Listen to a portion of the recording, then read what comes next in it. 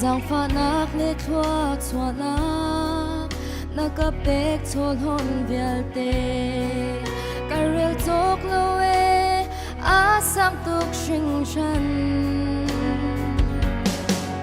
na chat na ki cha lom na na vial ngai na ki cha him na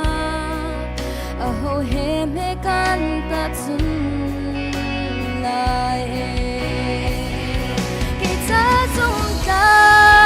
na si na ki a sang tu sim han ra le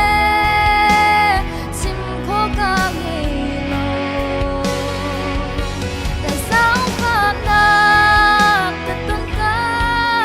u mi hi sang tu ko no tu ko na ka to sa no tu ko na ka to sa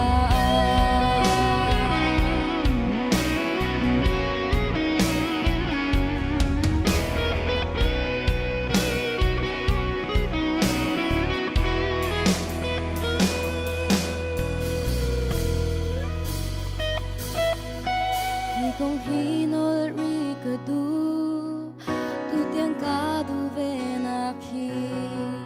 nang cha a rim tho a rak chang se lo in dot ning song ka cham lo na du ning song ko lo chu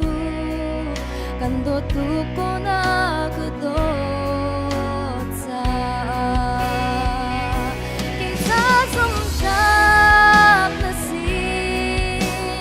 na khi a sang tu sim han ra ne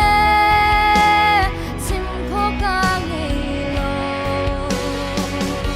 na sang pa na ka tun ka mu mi hi a sang tu ko kan no tu ko na ka do cha